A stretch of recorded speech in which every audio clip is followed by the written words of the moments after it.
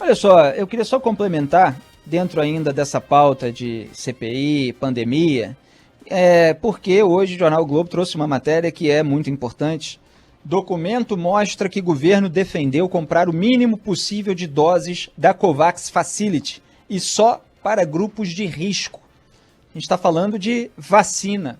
COVAX Facility, não confundir com o escândalo da Covaxin, esse é outro, mas tem a ver, obviamente, porque diz respeito ao atraso da vacinação no Brasil e diz respeito e comprova a estratégia adotada pelo presidente Jair Bolsonaro ao longo de 2020 e ainda início de 2021, até a água bater na bunda, né, como se diz de uma maneira chula aqui no Rio de Janeiro.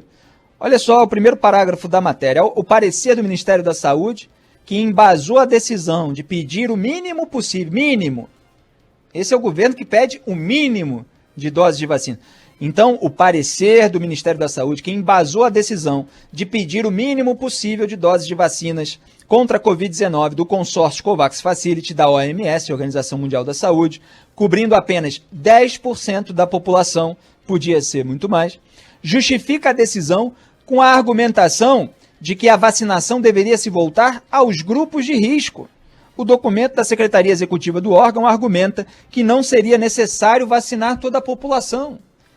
Isso é um documento, então está provado, está provada a estratégia que foi adotada pelo Jair Bolsonaro. É a estratégia da imunidade de rebanho, é a estratégia do que eles chamavam de isolamento vertical, que era defendido com unhas e dentes pela CLAC, que se revelou errado, um equívoco no mundo todo. Eles davam o exemplo da Suécia. A Suécia teve uma situação muito pior do que outros países nórdicos.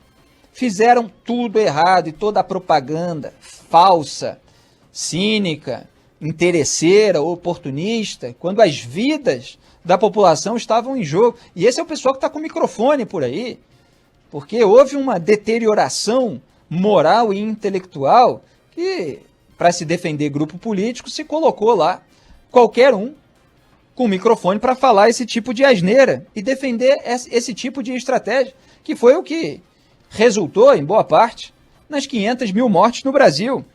A nota lá de agosto passado é assinada por Elcio Franco, então secretário executivo do MS, do Ministério da Saúde, Arnaldo Corrêa de Medeiros, secretário de Vigilância em Saúde e outras autoridades da pasta.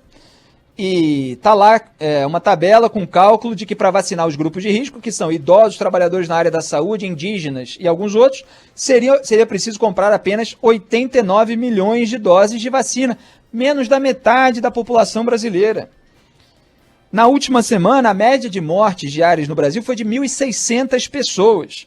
Ou seja, mesmo com um número alto de vacinas aplicadas, de acordo pelo menos com a propaganda do governo, mas era para ser muito mais, priorizando justamente os grupos de risco, não, esses sim, já tem algum avanço sobre os grupos de risco, a vacinação no Brasil, mas para o restante da população está muito atrasada.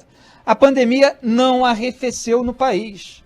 Quer dizer, essa tática já está devidamente provada como absolutamente equivocada, para dizer o mínimo. O certo é perversa, porque todos os alertas haviam sido feitos. Então, lembra ontem, nesse programa, quem acompanha, que eu contextualizei, ontem foi um dia de muita confusão na CPI, por causa do depoimento do Dominguete, duas histórias ali, uma prejudicou a outra, a gente extraiu aqui os fatos e foi ao ponto do que interessa. Mas antes eu fiz uma introdução, lembrando que a CPI já provou que o bolsonarismo investiu lá hidroxicloroquina, e todo mundo tinha que retomar as atividades, senão era frouxo maricas, porque era a imunidade de rebanho a estratégia adotada. No máximo iam morrer 800 pessoas, para as quais eles não ligavam muito, e era para todo mundo seguir uma vida normal, para espalhar o vírus. E aí, a partir da própria infecção, as pessoas ficavam imunes. Só que, a partir da própria infecção, morreram mais de 500 mil pessoas, por isso a vacinação é muito mais segura, porque ela gera uma imunização sem que a pessoa morra, né? E aqui você tem o documento que está provando tudo aquilo. Então isso é essa fase anterior que já está fartamente documentada e que já é, obviamente, passível, suscetível, é imperativo que haja uma responsabilização do presidente por causa de tudo isso, e não só ele. desse Ministério da Saúde, do Ministério das Relações Exteriores, da época, né, que tinha lá Ernesto Araújo, e de demais pessoas envolvidas. Então a CPI da Covid já cumpriu essa etapa muito bem e está avançando agora sobre esquema possível de corrupção dentro do Ministério e, aliás, fazendo a conexão entre esses dois fenômenos, né? Será que estavam atrasando a vacinação de um lado para conseguir aquisição de vacina que gerasse lucro por outro? É uma perversidade sem fim.